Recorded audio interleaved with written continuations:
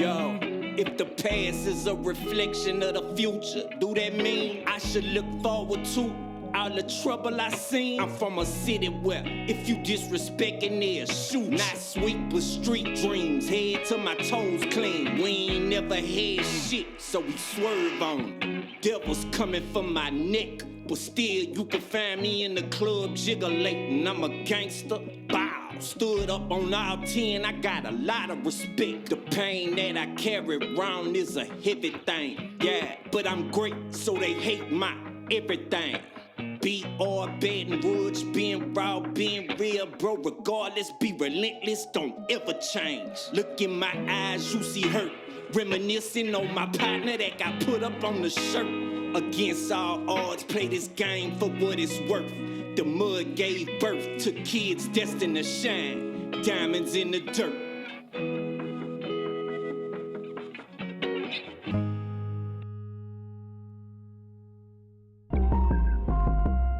What's up? It's Kool DJ Supa Mike, and I'm here with the Diamonds in the Dirt recap.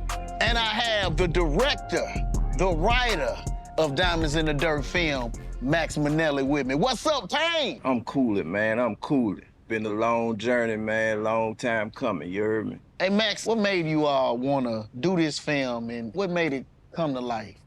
Baton Rouge is like home to some of the biggest artists in the world right now. And you know, like, man, people only see what's in front of them. So I felt like it was really important to put the history in front of them so, you know, they could learn and understand, like, yeah, this what we got right now, but it was something that came before that to start all this in motion. It was a group of individuals that laid that foundation and that groundwork to make it even possible for today to even happen, you know what I'm saying? So, you know, and that was like my thing, bro. Like, I just wanted to tell the story. I wanted to make sure everybody got they just due for the part that they had to play, and that go from artists to producers to DJs, you know what I'm saying? It was artists that, you know, was doing this back in the day. It was dudes starting labels. It was DJs playing these records and getting these records hot in the clubs and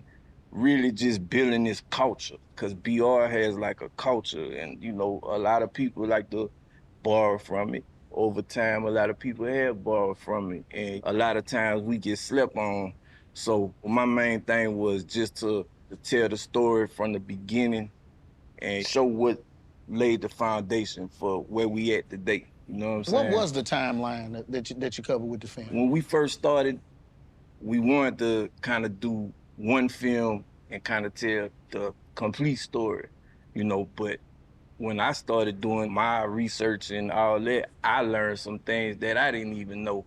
And one thing was the first rap record from Baton Rouge came out in 1985, you know what I'm saying? So once we started doing that and realized how far back we had to go, when you start editing and putting everything together, you realize, like, man, I can't make a movie that's 7 hours long. So we kind of just stuck to, like, the earlier times on this first one. We started in 1985 and we brought it all the way up to the year 2000. Reality was the first group in 1985. Then you got Nero, you got Kyper, Silky Slim, then to Loc, and the Camp, and everything that came from there. You know, Boosie, me, you know, Bleed, Vaughn, Beelow, South Coast Coalition, you know, so we kind of kept it to the earlier era, the real foundation, and then we cut it off at the year 2000, and that's kind of like where we kept it at on this first one.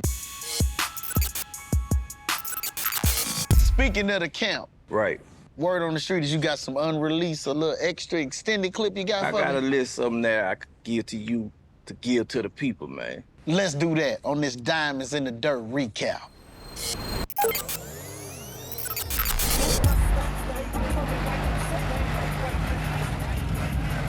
Baton Rouge always had like a fascination with cutlasses and Monte Carlos, Regals. This was what everybody wanted to ride in. You would always hear people playing like E40 and the Click, Spice One. I used to listen to a lot of the artists from California and all that, like E40, the Click, all them. And they had their own labels, man. They had their own distribution. The whole West Coast movement directly affected Baton Rouge, Louisiana like no other coast or culture. I was like, man, we could do the same thing in Baton Rouge, you know what I'm saying?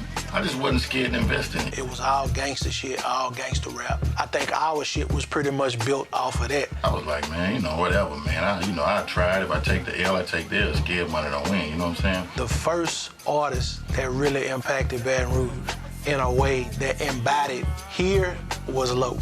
Hands down. I knew if I hit big, it was gonna be big. It was worth a try, you know what I'm saying? I gave it a try. First try, shit worked. Hey, boy, tell nigga what? I know they got rappers before Loc, but Loc came and did the shit on a level to where we knew that was like the Baton Rouge hero. That nigga was kicking gangster shit, and that nigga was putting on for us. Me and YoungBoy went to middle school together. You know, he always did rap. We was about 11, 12 years old since like Kenilworth Middle.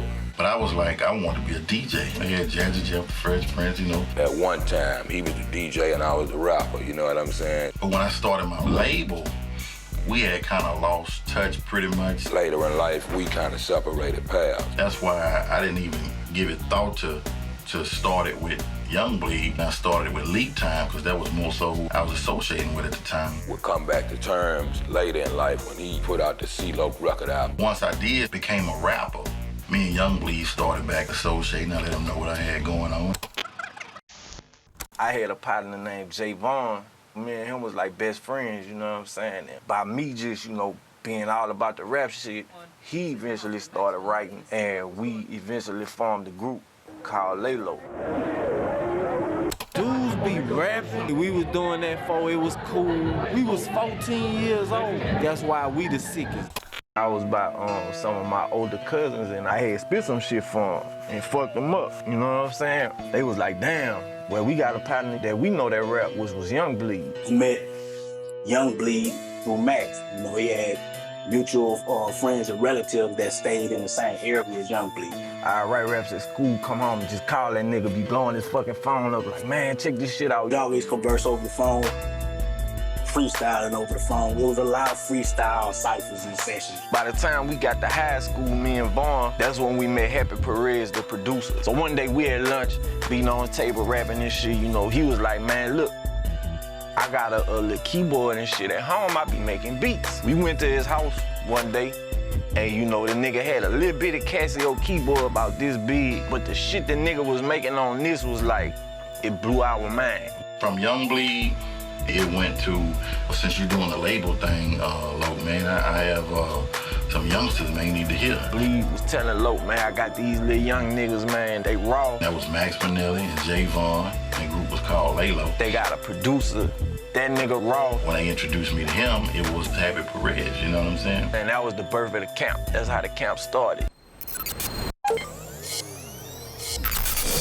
In Hollin' at You, Max, you use the tagline, where dreams don't exist. Right. What did you mean by that? Well, it's like Baton Rouge is a place that don't have like a lot of opportunities for people like us, you know what I'm saying? Like dudes in New York, they used to jump on a train and go to Universal Records or go to Def Jam, try to get a record deal, or dudes in California could do the same thing, you know what I'm saying? But Baton Rouge, your opportunities is working at the plant, doing some type of labor, you know, go to college, whatever. So for us to be able to have these big, wild-ass dreams, like, man, I want to make music, you know, of course, this was a time when everybody was making music how they is now, you know what I'm saying? Everybody wasn't in the game how they is now. People thought you was crazy if you said, man, I'm gonna be a rapper, I'm gonna do music, or I'm gonna be an actor, or I'm gonna be something like that, you know what I'm saying? So I feel like in order for us to be able to really have that vision and really see it through, push it all the way to the finish line, I feel like that was major. Just being able to dream is being able to have a vision that everybody else can't see. And when everybody else can't see your vision, they tend not to want to buy into it. But when you actually pull it off and put it in their face and show them like, hey, I done this, you know what I'm saying? Then everybody want to jump on the bandwagon after that. So, you know, that was where I was at with that. Like, man, it's a place where dreams don't exist. Diamonds in the Dirt recap. And I gotta give you an unreleased, extended clip from the legend, the late, great MC Nero. If I got booked in New York right now and somebody told me that it was only one song that I could play and it would represent Baton Rouge, I would have to say MC Nero. Got a lot of respect. My first time experiencing Baton Rouge Rap was when I heard Got a Lot of Respect. You put a Nero song in right now, club gonna go crazy. Anywhere, any club, if you play Got a Lot of Respect, the whole club gon' jump. That MC Nero song, man, it meant so much to so many people. If you could live in that time and see what that song did to a crowd. I can play that anywhere. And old and young get stupid behind that song. That song is about 2 minutes long. It wasn't really like the super duper professionally mixed and mastered, but that shit goes off. I could just vividly remember right now DJ Al putting a needle on that record and just hitting that record. Get with the real dick kicking live in the 90s. All fools up on the check. You don't even hear me though. They thought me stop, but look up with the flow. Let me flow. To who are talking about? A fool named Nero. You know what I'm saying? But they wasn't hearing it at first. So I'm outside one day and this guy's walking down the street. And my brother was out there and another couple of friends was out there. And he was saying that he was a rapper. Well, they told him that I do music. So I spoke to the guy. I'm like, so you rap, right? He said, yeah. I said, well, I have some equipment in my room. So what you call yourself? And he said, Nero. He had a big giant studio. Shantae had a big giant. This was way back in the 80s, like, 90, 80, 88, 89, something like that. We went back in the room and we just started making stuff. It was crude. I didn't have a lot of equipment, didn't have a microphone. I mean, he actually rapped his first song through a pair of headphones. I used to have a few dollars on me. I had to pay him, of course, everybody, do things, get paid. Nero was a unique type of individual. Nero took go-go and house music and mixed it together and was able to make the club rock, you know what I'm saying? And that was pretty hard, especially when everybody was looking for the gangster style rap. On the style that I was rapping, he could switch it up too. It's kind of like a different style. I'm the style switcher, emperor. I be the emperor. I be that fooler.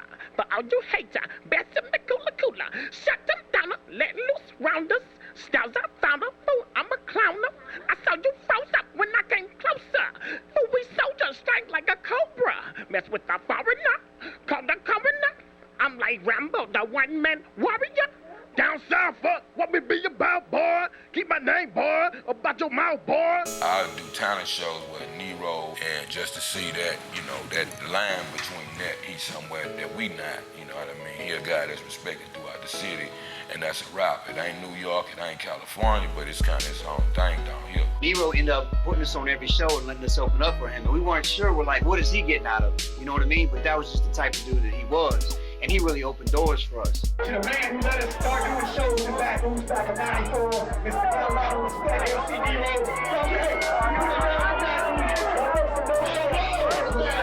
C-Loc, Mike, South Coast Coalition, Max Rock, congratulations.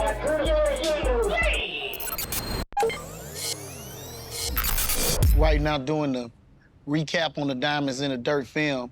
Main man Max Minelli right here.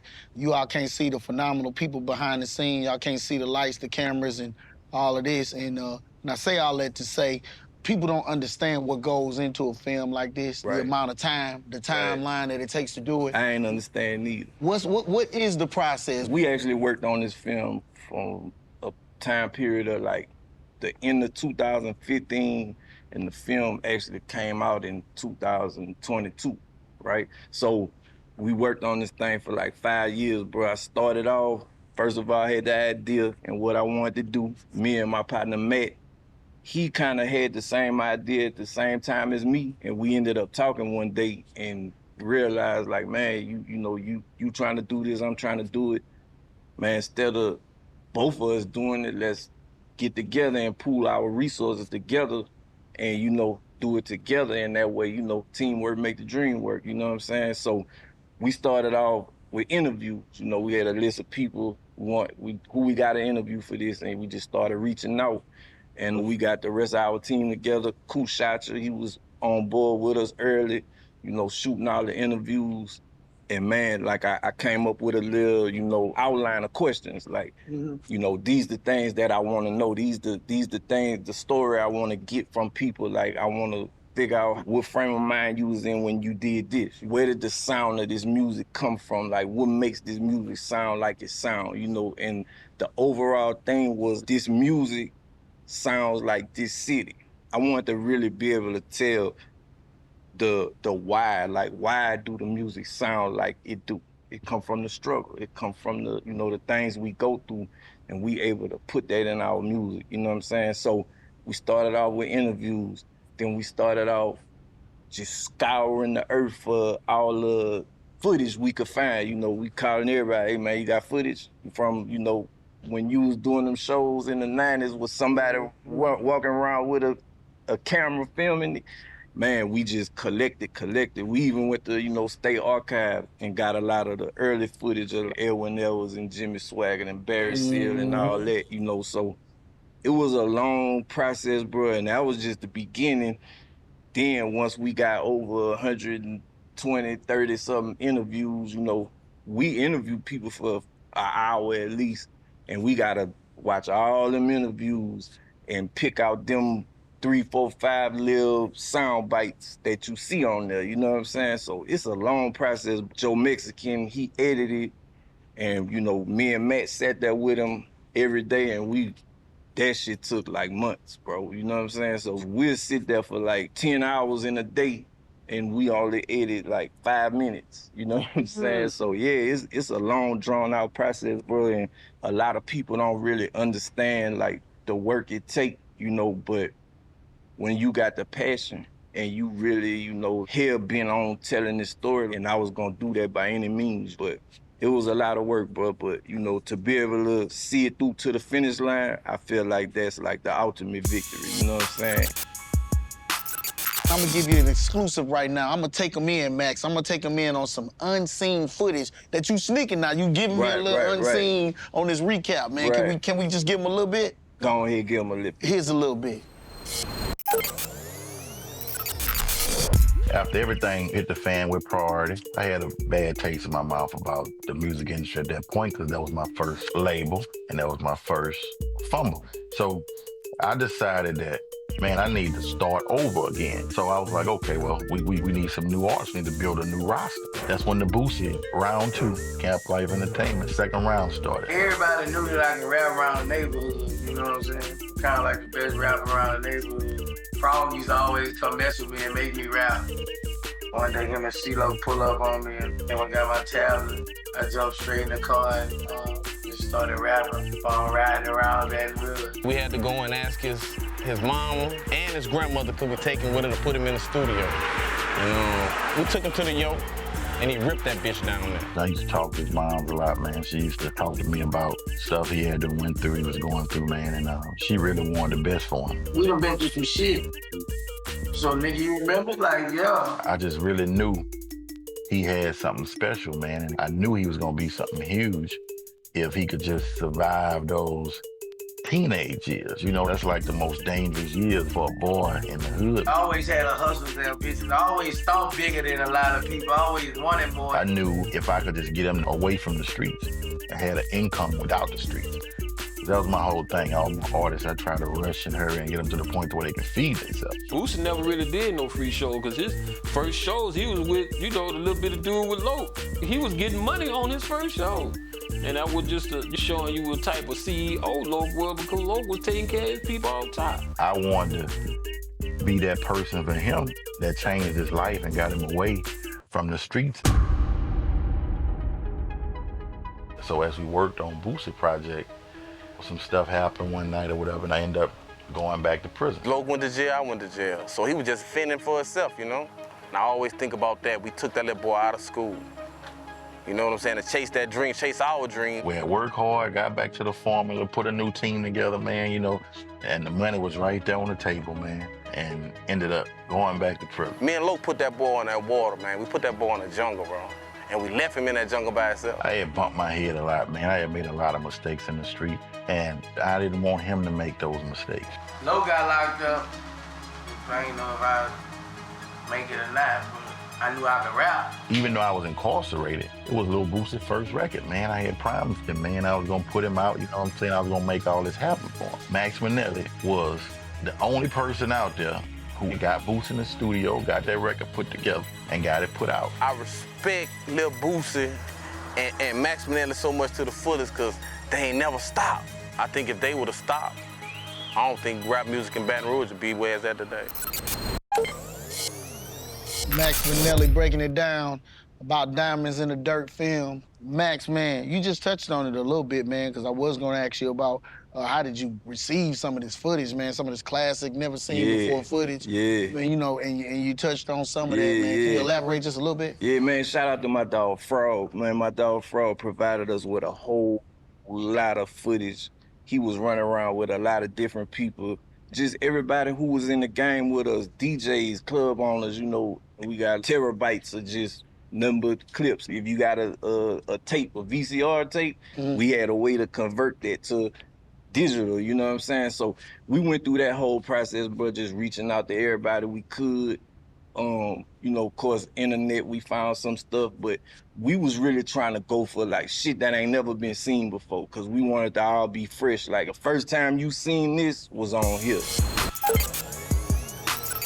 You really have a unique perspective on a lot of, you know, Baton Rouge history because you lived it. You're so much a part of our history. Man, like, I was thinking about the violence that happens in Baton Rouge and how we live here. And how do you manage to show the different sides? Well, in our city, like the rap music and the violence is kind of like always been connected, right?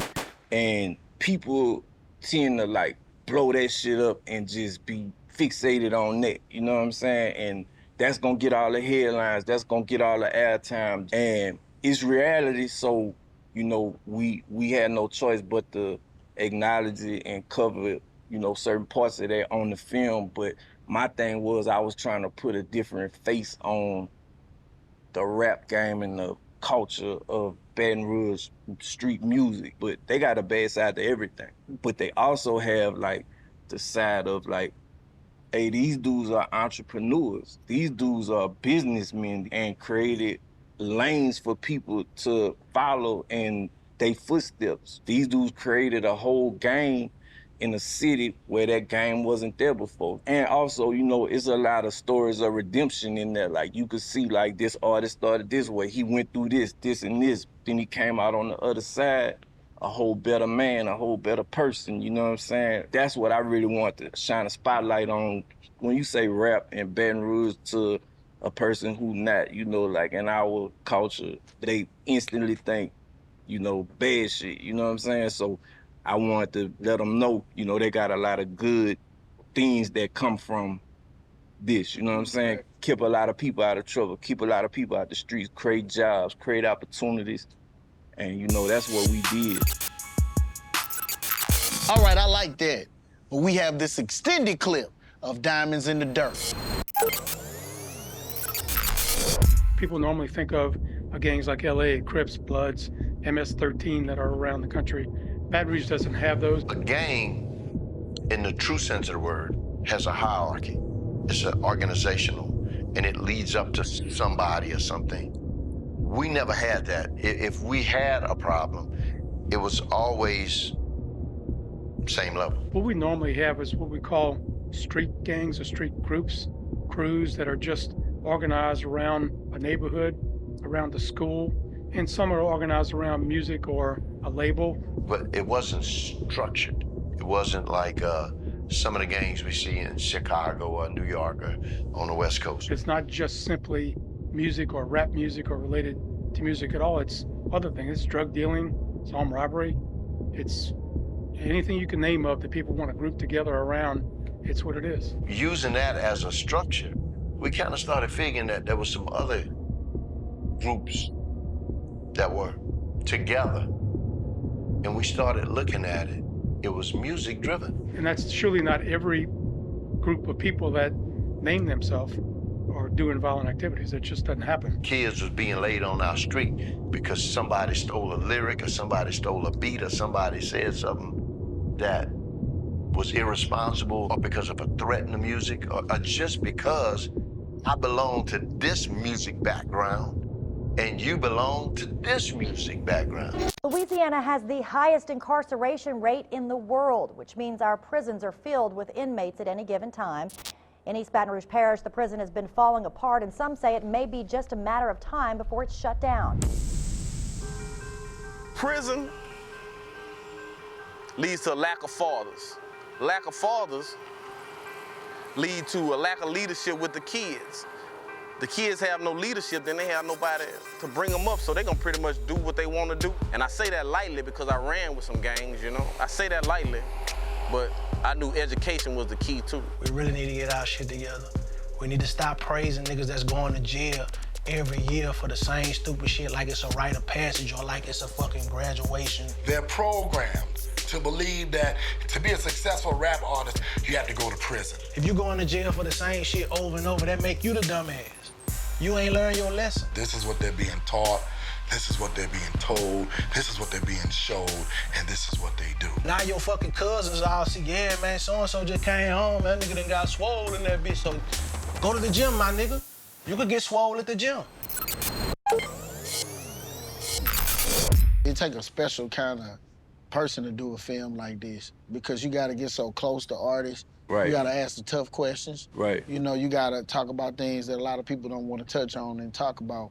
I really had like a unbiased look at this. Like my goal was strictly to tell the story and let everybody tell their story, how their story happened. Like I want us all to win. You know what I'm saying? So it's not like I was, well, I don't really fuck with that dude too much, so I'm gonna kind of make him look like this, but this my dog, so I'm gonna make him look like this. Like that wasn't, you know, where I was at with it. You know what I'm saying? I was more so on the, just I want to tell our story the way our story happened.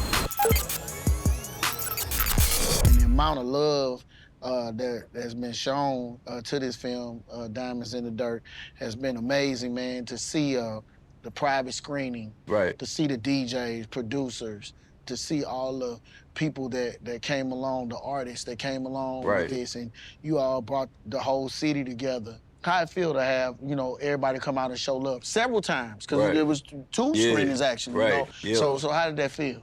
You know, like I said, brother, do all the work we did, the blood, sweat, and tears we put into it, the time we put into it, and to get it to the finish line and to be able to see, like, the reaction of the people, like how everybody, like, came out and the love that people been showing, like, you know, everybody saying, man, I learned something, I didn't know this. That's kind of like what let me know what I set out to do, I done it. You know what I'm saying? I just wanted to make sure the shit was of a quality. That's why I fuck with, I feel like all the best people to help me, you know what I'm saying, put it together, because I knew I had a vision of what I wanted it to look like, what I wanted to accomplish. Overall, it's love, man, and it feel good, bro, to know that I was really able to hit that target.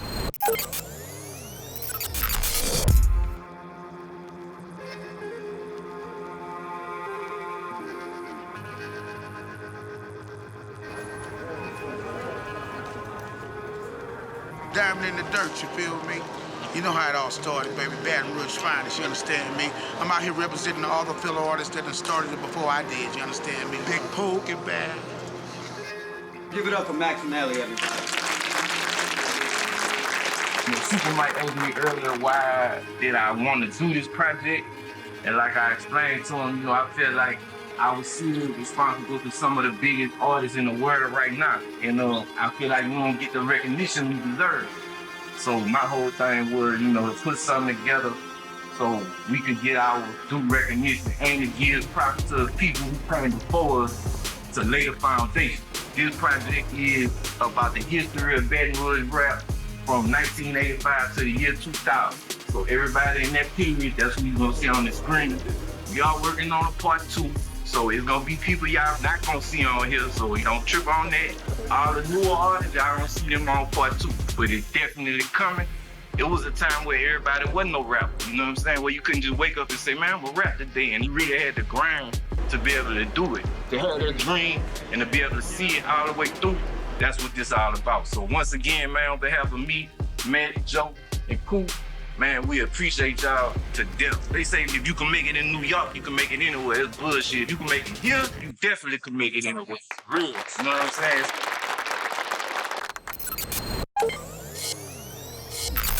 Well, a lot of people really didn't research the way they needed to. Right. Because they didn't understand that, you know, you were going back to the very, very start. Right. You know, and when you're doing a film like that, man, it's difficult to get everything in. Right. So with that comes the part 2. Right. What can we look for on part 2? Man, so like I said, bro, we went from 1985 to 2000 on part 1. So naturally, part 2 gonna pick up right there, 2001 to close to 2010, I would say, the next decade. And you know, that's like the birth of the jig era. And I think that's kind of like when, you know, BR really took on his identity. Before that, like, you know, Louisiana music was mostly New Orleans. New Orleans had all the artists that was putting on. Then we came, you know, with the camp, and, you know, we was making noise. But around that 2000 era, like, you know, when Boosie and Trill took off, and, you know, even the later stuff we did with the camp, and, you know, the Jiggalators and Down Bad, and then you go into, you know, Nussie and Level and Ready and, you know, Gates coming up, you know what I'm saying? So with part 2, you know, that's where we really gonna focus in, and we gonna spotlight a lot of the producers, because, you know, the producers kind of like molded the sound. It's a one-of-a-kind sound you can only get from niggas that's in BR, you know what I'm saying? Exactly. We gonna get the story about how that sound got created and how it came to be. I'm looking at you, whoever you are. If you didn't watch Diamonds in the Dirt, if you haven't watched Diamonds in the Dirt film, we don't want to see you on no social media talking about your people weren't represented, talking about you weren't represented, talking about this. I need you to watch Diamonds in the Dirt, and I need you to hit up right now and let them know how you feel your people need to be represented. So on part 2, we can represent your people and we can show your people some love, because we all in this fight together, and we all want to shine a light on everybody here in Baton Rouge.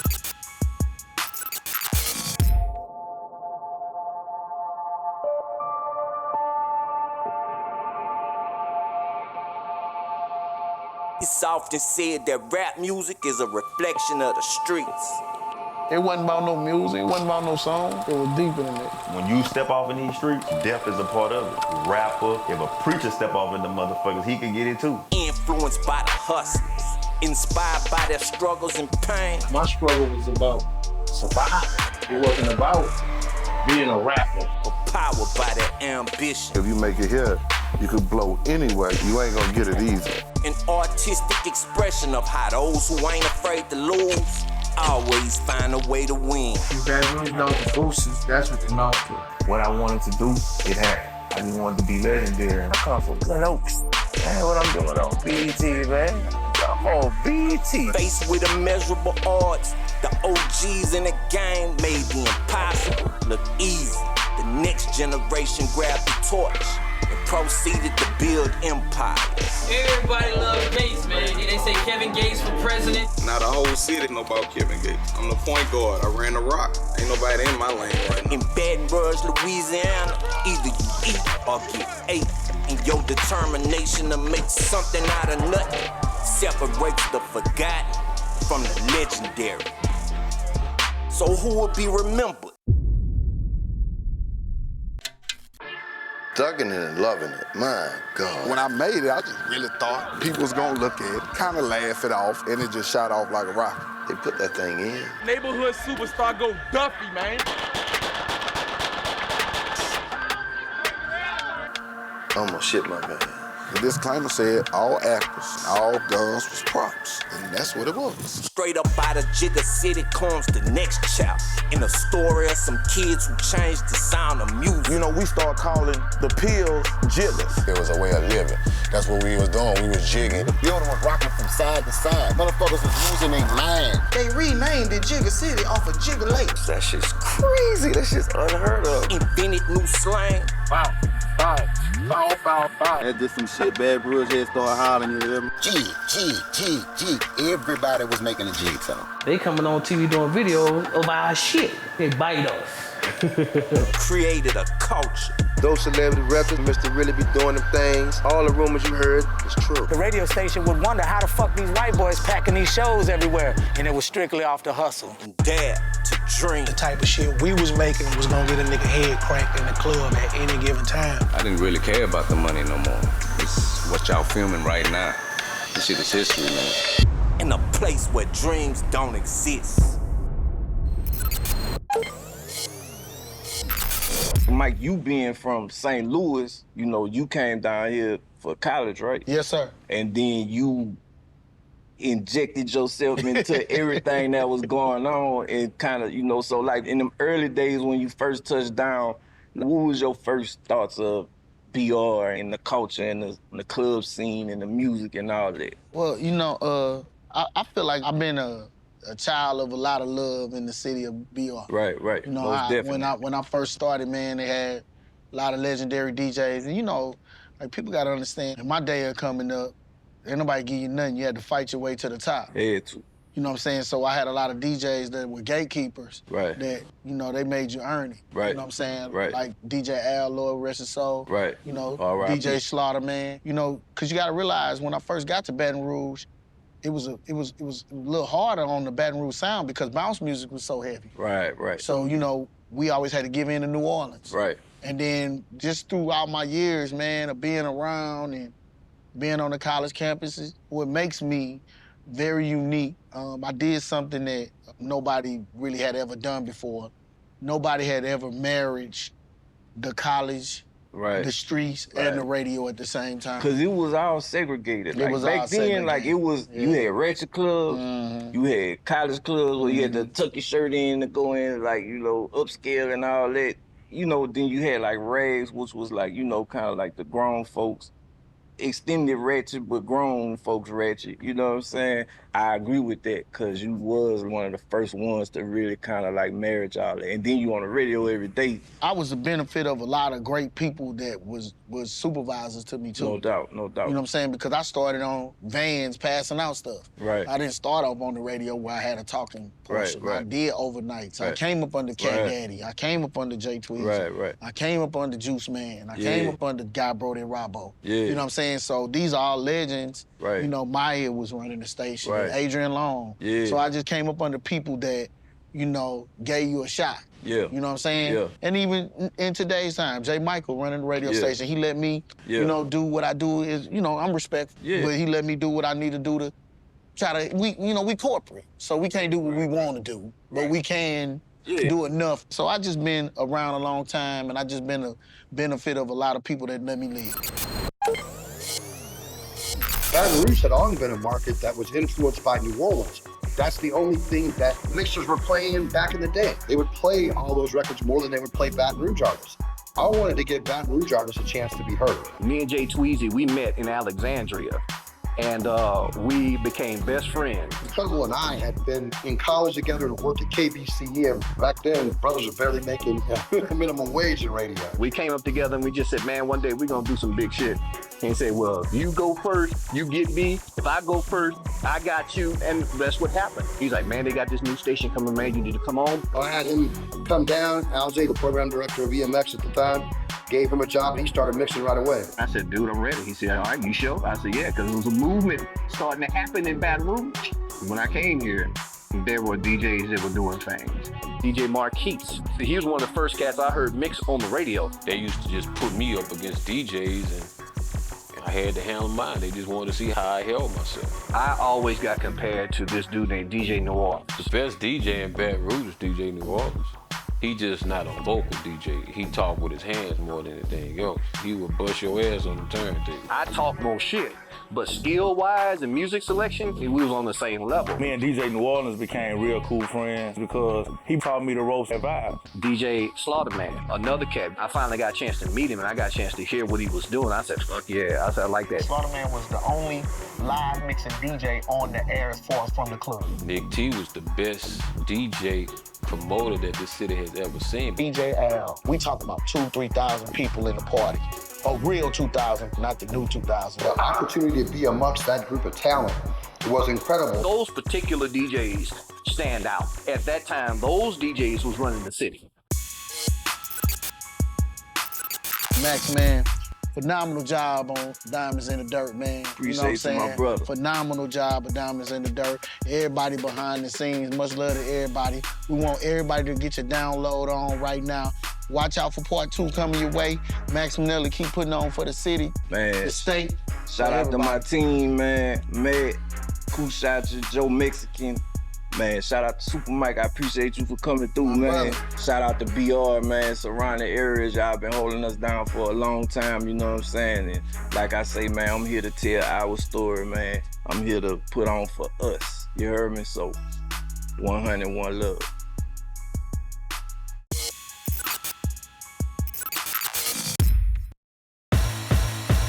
And there you have it, bone in it, not sworn in it. See how I came through the fire, I was thrown in it, sitting on the throne with it. Shit, I crawled out the gutter with the crown and I came back home with it. By any means, my dreams was to be legendary, to survive. That soldier mentality necessary, peep the vibes. How you real when you do fake shit? Mind on my money, my body in a snake pit, cold hearts. Look at the odds that we go against. Jigga City, give me a head rush. It be so intense. Every day a tragedy. So much hurt when I die. Spell out my name with diamonds in the dirt.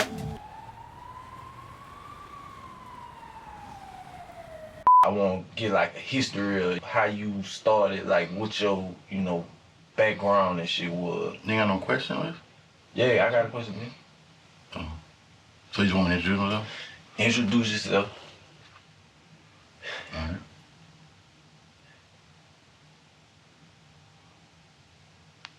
Oh, you want me to do that now?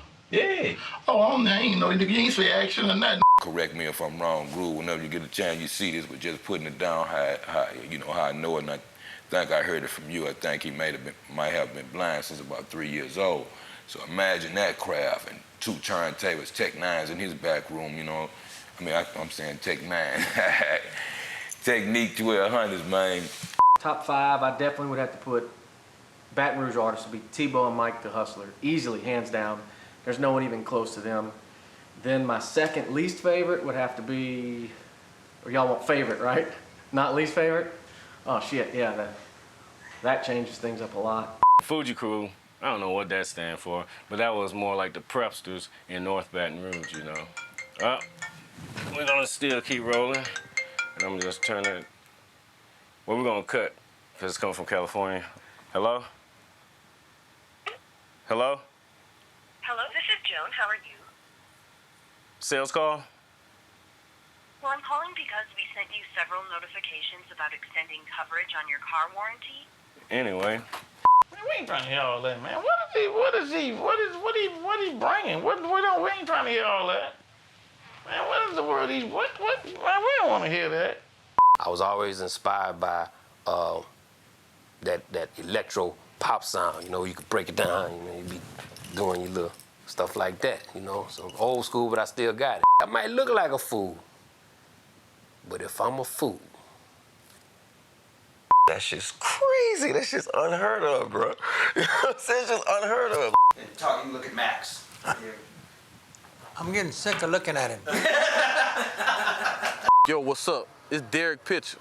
I'm the son of Harry Jean Pitcher, grandson of Harry Pitcher Sr., great-grandson of Calvin Pitcher Jr., great-great-grandson of Calvin Pitcher Sr., great-great-great-grandson of George Pitcher and his slave Lucy.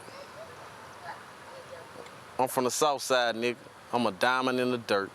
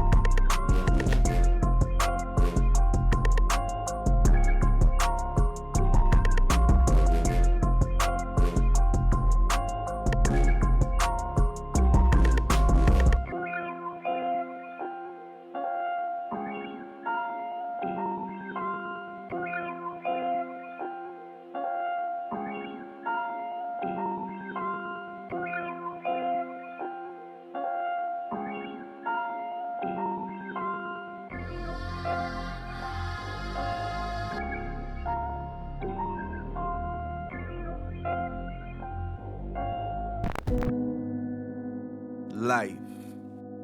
Man, it ain't nothing but one big hustle. But Baton Rouge, Louisiana, they breed hustlers. From Jimmy Swaggart, I could be a millionaire many times over.